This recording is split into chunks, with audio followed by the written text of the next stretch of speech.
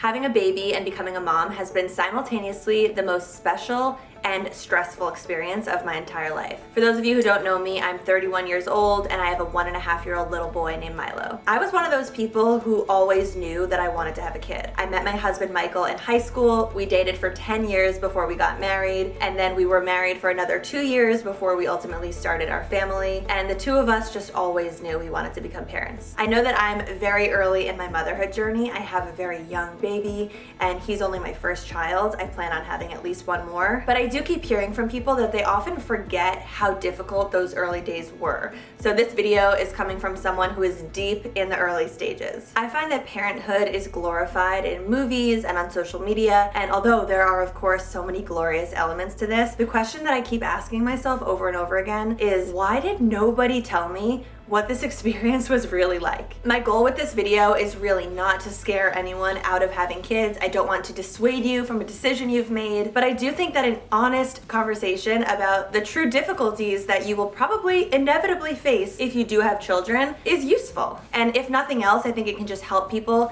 make sure that they're really prepared before they go into this. My mom and a lot of other moms in my life actually said to me, "We did tell you how difficult this journey would be before you had your baby, but the thing is, you just couldn't actually wrap your brain around what we were telling you until you experienced it for yourself." And I think maybe that's the case. I just think no matter how many times you hear from people that you are in for a wild ride, your brain just cannot understand the complexities of what you're about to experience until it's happening to you in the first person. If you're interested, I promise to make another video sharing all of the best things about having a baby. There are so many positive things I can say and so many reasons why I think you should have a baby if you want to. So let me know if you want to see that, and I'm happy to share it as well. So here have been all of the hardest things about my transition to motherhood so far. The first few that I'm talking about revolve around the postpartum experience, and they're really only relevant if you were a person who birthed your baby, so just keep that in mind. Number one is, in those early days, feeling so physically uncomfortable in my body. Now, I'm not at all here referring to my body's changing shape or feeling self-conscious with how I looked. I do know that a lot of people experience that postpartum and during pregnancy. That's not what this one's about. What I'm talking about here is the physical discomfort and pain that a birthing person often feels after their labor, and in the weeks and months post-labor. I had a relatively easy labor. I had a vaginal delivery. I had a first-degree tear on the inside. It was almost as good as it could possibly get. I pushed for 20 minutes max. I went into labor 3 weeks early, so I didn't even have some of the hardest weeks of pregnancy. But even still, the way my body felt when I came home from the hospital and in those first few weeks at home was no good. Keep in mind, I'm at home with my baby for the first time. I'm trying to understand what my new life looks like as a mom with this child here. I'm trying to learn the ropes. I don't even know how to hold or change my baby yet. My emotions are like a roller coaster, and on top of this, I'm managing wound care for myself. I'm bleeding nonstop. It hurts to sit down on the couch. I'm cramping from breastfeeding. Just all around, my body did not feel good. From people who have C-sections, at this point, you are recovering from an intense abdominal surgery during this difficult time in your life. It's hard enough to recover from surgery when you're at home with nothing to do, let alone it's your first week with a new baby. And during this time, everyone's coming over, everyone's overjoyed to meet your new baby, and you are just physically not at your prime. I remember there were so many times that guests were playing with Milo on the floor and everyone was oohing and awing over him, and I was on the toilet changing my pad and bleeding and crying. Number two, on a similar note, the hormones and the emotions postpartum. That time period for me was by far the darkest period of my life and was just way heavier and way more intense than I expected it to be. During pregnancy, my emotions were pretty level. I didn't experience like the highs and lows that a lot of people talk about during pregnancy, so I sort of assumed that postpartum I would be exempt from any type of baby blues or any emotional roller coastering, but I was not exempt. While I didn't have postpartum depression or postpartum anxiety, I felt a strong case of the baby blues, probably for up to 3 weeks postpartum. It was winter time. Milo was born in November, so it was that time of year when the sun was setting really early. At about 4 p.m., it was pitch dark outside, which already in any random year makes makes me kind of sad, let alone during this time. It was dark. I was just overwhelmed with such an intense sense of sadness, and I felt really confused about it because I've always wanted a baby, as I mentioned, and I felt like those first few weeks with a baby would be a certain way, and they just weren't. So if you have a baby and you experience that, know you're not alone, and if you don't yet have a baby, just know if and when you do experience that, it's normal. And what I kept thinking during this time is, if I am feeling this way, someone who always knew I wanted to have a baby and was generally prepared for this baby, if this is how I'm feeling postpartum, how is someone feeling who wasn't 100% sure that they wanted to be a parent and now boom, they're in this experience? And even navigating away from the early stages of postpartum and just looking deeper into motherhood, I find that there is this heaviness that comes with being a parent that I did not expect to feel at all. It's just this eternal burden of child rearing. And even though there are so many positive sides of having a baby, I also feel this weight that I did not know that I should expect. 3, the toll that having a baby has taken on my relationship. I find that a lot of people on social media share the positive side of how beautiful it is and how magical it is to create a human with someone else, specifically someone that you love, your partner. You see all these clips of people watching their partner transform into a parent and how amazing it is to have a front row seat to that. And this is one of those yes and scenarios. Yes, I have loved watching Michael become a dad. He is an incredible father. He is very hands-on. Milo is obsessed with him, and so many things about the experience of sharing a human with him are so fun and so enjoyable. And becoming parents together has been so incredibly difficult on our relationship, and it forces us to commit way more time and energy into nurturing our relationship than we ever had to do before. First and foremost, we get way less time together as a couple. A lot of our time together is spent coordinating logistics, talking about parenting decisions, or looking at photos of Milo. Being on a schedule with Milo makes us have way less time to dedicate to ourselves, which in turn makes us both crabbier and makes us more prone to snapping at each other. Getting way less sleep also makes us way less pleasant of people to be around. A lot of the mystery or the sexual energy around a relationship can kind of be put on pause a little bit when there's a baby who's farting, burping, spitting up all over you, and so much more. I mean, Michael and I have what I really consider to be a rock solid relationship with truly the strongest foundation I can imagine for a couple. And even though that's the case, we have even felt these seismic shifts in our relationship. And so if parenting can cause us to feel this way in our very secure and very stable relationship, I just can't imagine how parenting can change the dynamic in a relationship that does not have a solid foundation. I've actually been working on a full video about how parenting has changed our relationship and the ways we've had to change and adapt because of it, so stay tuned for that on my YouTube channel. 4, feeling overwhelmed by everything that you need to know at every stage. Even when I go back to the days of when I was just trying to conceive, I feel like there was so much information that I needed to learn. Primarily, how to time sex with my ovulation cycle so that I could actually get pregnant in the first place. Fast forward to pregnancy, and there were so many maternity products and books, podcasts, resources, a ton of things that I needed to spend hours and hours researching and reading about and reading reviews on to figure out what I needed to do. When the baby came, I scoured through thousands of websites to find the most recommended baby products for everything from strollers to bath time products, mealtime essentials, wipes, vitamin D drops, you name it. Not to mention all the products that I needed for myself in my postpartum journey and my pumping and nursing experience. And then there's the resources, the baby sleep courses, books, accounts to follow for all the baby-led weaning information, trackers for splitting the mental load of parenting with your partner, lactation consultants, and so much more. Basically, it would have been super cool and a major time saver if someone I knew had pulled all of these resources together for me and basically just delivered me a document with everything I needed to know inside, from the products to the resources, books, podcasts, websites, everything. So guess what? I decided to make that for you. It's called my Motherhood Superguide, and every single thing I just mentioned previously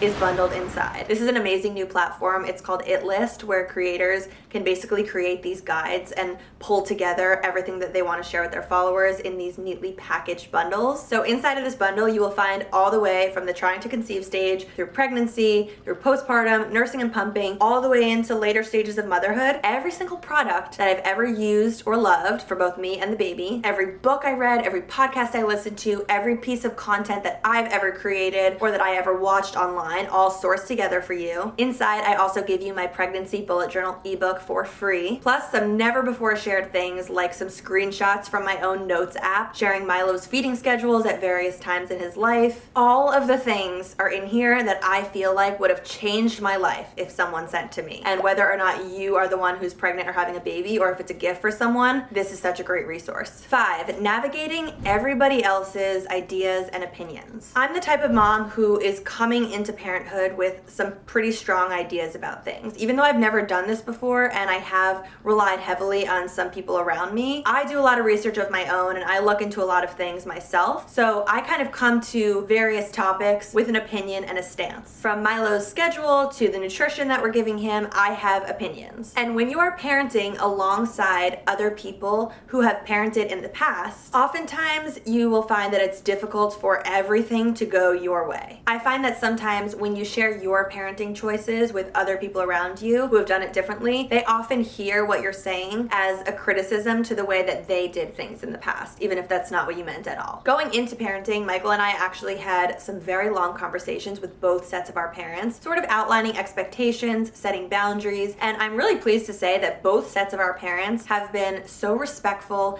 They both took those conversations to heart majorly, and ever since Milo's come, they've done such a good job at defaulting to us, asking us if what they're doing is the way we want them to do it. So truly, if this is Michael's parents or my parents watching this video, you've done a great job. 6, the lack of flexibility in your day. Before having a baby, I honestly took for granted the fact that I could just do anything I wanted at any time I wanted to. And this is where the conversation comes up about, should you schedule your baby and have your baby on a very rigid routine, or should you just let them go with the flow and take them along and let them fit into your life and your routine? Michael and I are extremely regimented and routine oriented when it comes to Milo. And my opinion of this, I'm not trying to sway anyone's opinion. My opinion is that if you have a baby who is more rigidly scheduled during the day, it often improves your nighttime with them. It makes it so they sleep longer stretches, maybe sleep the whole night. And I also find that when they're rigidly scheduled during the day and they're taking naps at about the same time and taking a decently long enough nap, they also have a generally better demeanor throughout the day. They're less crabby, they feel a little bit calmer because they know what to expect in their day. This is just my opinion. I do find myself frequently thinking though that if Michael and I would just be a little bit more flexible and a little bit less rigid with his schedule, maybe our lives would be easier because then we would have more flexibility and we could go anywhere at any time and do anything at any time. And if Milo was with us during that time and he didn't nap, then so be it. Sometimes I wish I had that attitude, but I just don't. My attitude is Milo's on a schedule. We have to get him to a place where he can nap when it's time for nap time. If we're in the car and it's time for nap time, then he needs to nap in the car and Michael and I are done talking to him so that he will fall asleep. I don't know, there's a lot of different schools of thought here, but for me, I do find that being on a schedule works best for Milo, and that unfortunately means less flexibility for us. 7, the way motherhood changes all of your relationships with everyone around you. In my case, I was the first person in my friend group to have a baby, which was very exciting, but which also was a little bit isolating at times. And what kind of happened for me is that with a lot of my friends and family, now I've sort of just evolved into the mother. Like I am now just Milo's mom to a lot of these people. So whenever I get calls from people that I love, a lot of times they're asking me questions about Milo and checking in about him. And this is great. Of course, I would prefer this to being surrounded by people who didn't care about Milo. He's obviously the most important thing to me in my life, and I wouldn't want family and friends that don't care about him or don't ask me about him. But it can sometimes feel as a new parent that all everyone talks to you about is parenthood. And you already in your head are thinking about that so much that it just sort of reinforces that you are a parent all the time. I don't know, sometimes you just want to go out and talk about music or art or culture. And I do find that ever since becoming a parent, those conversations are generally few and far between. Number 8, lack of sleep. Now, I'm not going to pull the classic, oh, you're just pregnant and you feel like you can't sleep? Just wait until you have the baby. You'll never sleep again. I'm not going to say that to you. A lot of people said that to me in my pregnancy and I hated hearing it, so I'm not trying to say that and scare you. But if I am talking honestly about some of the difficult changes that motherhood has brought to my life, a major change in my general sleep patterns is up there. In those early days, obviously the baby's waking up multiple times at night, so that is a very hard period. For us, we didn't start any formal sleep training until Milo was 8 weeks old, so those first 2 months were just really rough. Michael and I were alternating nighttime shifts. We never had him sleep in our room with us, but we were still a little too nervous to let him sleep in his room alone, so we were taking turns sleeping on his floor. We were averaging anywhere from like 2 to 5 hours of sleep a night, and then even once Milo at 12 weeks started sleeping 12 hours all the way through the night, he still had all of the normal sleep regressions. 6 months, 9 months, 12 months, 18 months. I know there will be even more. So sleep changes a lot once you have a baby. And for me, even once Milo started sleeping all the way through the night, there's something about my sleep that's just not quite the same anymore. I think it's that I no longer sleep as deeply or as restfully as I used to, because I genuinely think my brain is on supersonic hearing mode throughout the night. So I can be in the middle of the deepest dream, like I'm actually in my REM sleep cycle dreaming, and Milo will make a slight noise, and I have my phone open all night with the monitor on it, and it's actually turned pretty low. And on top of this, I sleep with airplane earplugs in, and he makes one tiny noise and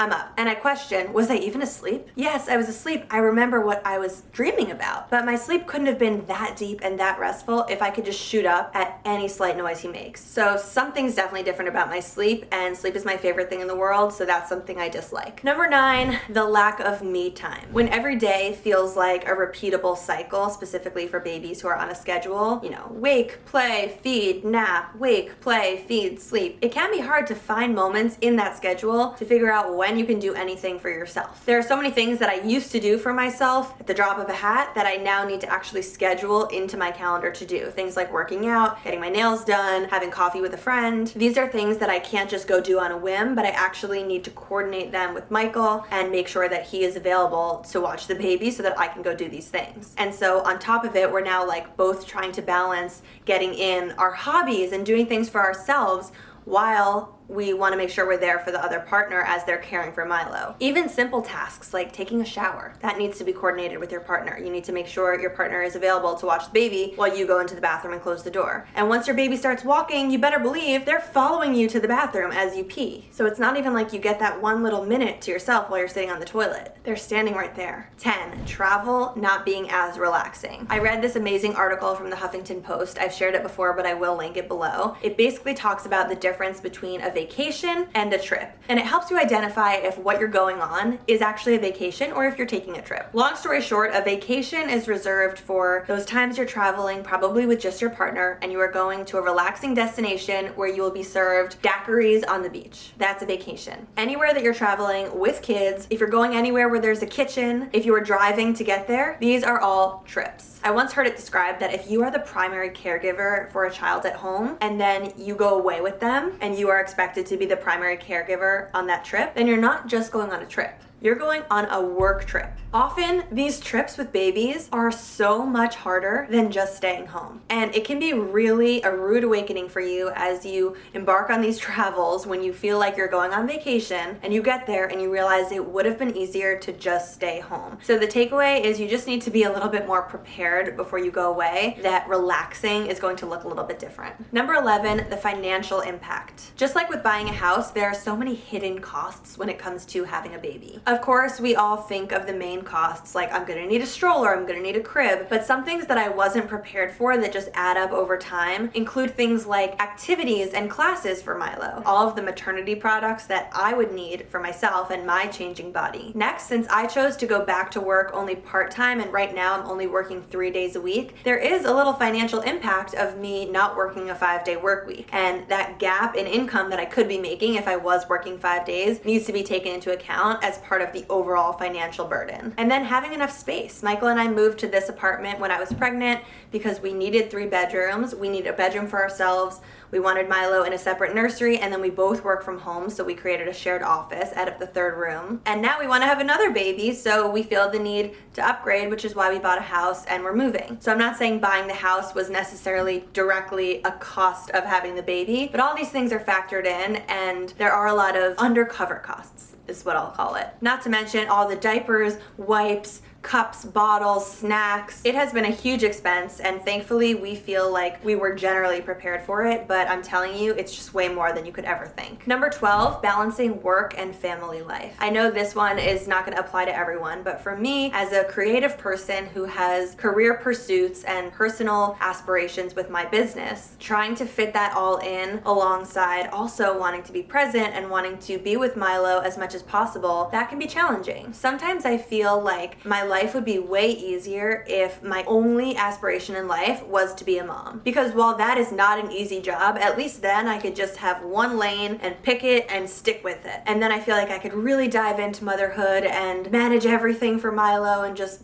fully be a mom. But unfortunately, I guess it's not unfortunate because I love my job, but unfortunately I do have these other personal creative aspirations that I know not everyone has. And because of that, I know that if I chose to be a full-time stay-at-home mom, I would feel like I was missing this creative element of my life that's really important to me. And number 13, past traumas resurfacing. I'm using the word trauma here. I know this is a triggering word, and I know that there's like big T and little t traumas. In my case, I am very blessed to say that I do not have any big T traumas from my childhood. But in this case, I'm just talking about even unresolved emotions from your childhood that you might find come up during this time. And even though I had a very happy childhood, as an adult, I can look back at some elements of my past and I can point out certain areas that I want to do things differently in. And it just brings up a lot of your own relationship with your own parents and how that relates to how you're parenting your child. And there's just a lot of dynamics and a lot of complexities. So there you have it. Those have been the 13 hardest things for me about becoming a parent and having a baby. Motherhood has been an incredible journey so far. It has been filled with so many difficult challenges and so many beautiful, easy moments. And I know I'm just at the beginning of everything here with a baby that's less than 2. If you're currently on this path, or if you're considering having a baby in the future and you watch this video